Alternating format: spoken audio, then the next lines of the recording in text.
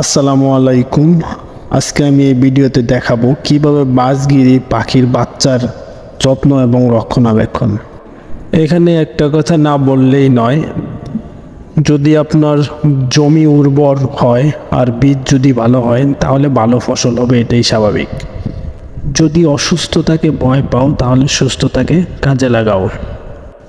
মূল কথা, বাচ্চা সুন্দর পেতে হলে তাদের মা বাবাকে ডিম দেওয়ার আগে থেকেই সুন্দর পরিচর্যা করতে হবে। আর সেটা যদি না করতে পারেন, বাচ্চা তো দূরের কথা, দেখবেন ডিমই উদাও হয়ে চলে গেছে। বলতে পারেন ডিম আবার কিভাবে চলে যায়? হ্যাঁ, সেটা আসলে কারণ হলো প্রাণীগুলো তো আমরা পালি খাঁচায় বন্দি করে।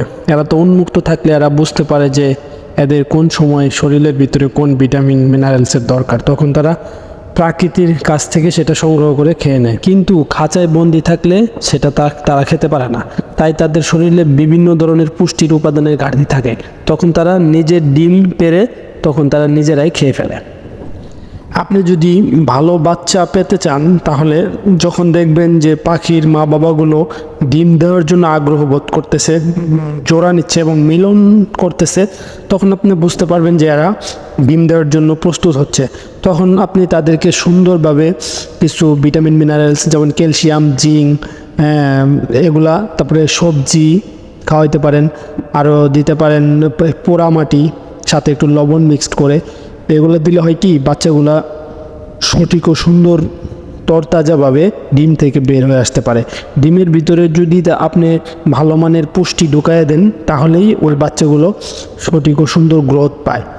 যে ভিটামিনের কথাগুলো বললাম এগুলো আপনি ডিম পাড়ার শেষ পর্যন্ত ব্যবহার করবেন, কারণ এরা ডিম পারে একদিন পর পর, 4টা পারে, 6টা পারে, 5টা পারে, এদের ইচ্ছে এরা ডিম পারে। তবে আপনি এগুলো চালায়া যাবেন যতদিন ডিম পারে। ডিম পাড়া শেষ পরে আপনি ইচ্ছা করলে বন্ধ করে দিতে পারেন। 18-20 দিনের ভিতরে বাচ্চা ফুটে বের হয়ে আসবে, তখন আপনি আবার একটু মিনারেলস খাবার দিবেন, পুষ্টি জাতীয় খাবার দিবেন। বাজারে অনেক মিক্সার জাতীয় খাবার পাওয়া যায়, ধান, চীনা, কাউন, এগুলোর সাথে সবজি এবং ওই ক্যালসিয়াম, জিঙ্ক এগুলোর সাথে ব্যবহার করবেন। কারণ বাচ্চা হওয়ার পরে ক্যালসিয়ামের চাহিদাটা অনেকটাই বেড়ে যায়, জিঙ্কের চাহিদাটাও বেড়ে যায়। পানিটা সবসময় দিয়ে রাখবেন, কারণ বাচ্চাগুলো ফোটার পর তাদের পানির চাহিদা অনেকটা বেড়ে যায়, তখন পানির প্রতি ওরা আগ্রহ হয়। আমার এই বাচ্চাগুলো দেখেন অনেকটাই হিষ্টপিষ্ট, অনেক সুন্দর দেখতে। এদেরকে সঠিক সময় সঠিক মেনটেনেন্স করা হয়। আবার বাচ্চা হওয়ার পরে এগুলাকে এই হাঁড়ি থেকে তারা ময়লা তৈরি করে ফেলে ভিতরে, তখন এই হাঁড়ি থেকে ময়লাগুলো পরিষ্কার করে দেওয়া হয়।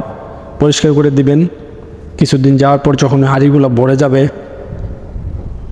তখন ময়লাগুলো পরিষ্কার করে দিবেন। মূলত আপনি পরিষ্কার পরিচ্ছন্নতা রাখতে হবে, সঠিক সময়ে সঠিকভাবে পরিচর্যা করতে হবে, তাহলে আপনি সঠিক ও সুন্দর বাচ্চা পাবেন। বাচ্চাগুলো তাড়াতাড়ি বড় হবে। পুরোটাই আপনার চেষ্টার ফসল। আমি যে হাঁড়িটা পরিষ্কার করে দিলাম আজকে, মাঝে মধ্যে একটু রোদে নিয়ে আসবেন যাতে একটু আলো বাতাস পায়। সবসময় ঘরের অন্ধকারে রাখবেন না। এইগুলো হলো তার মা বাবা। আর এর আগেও 3টা বাচ্চা ফুটছিল।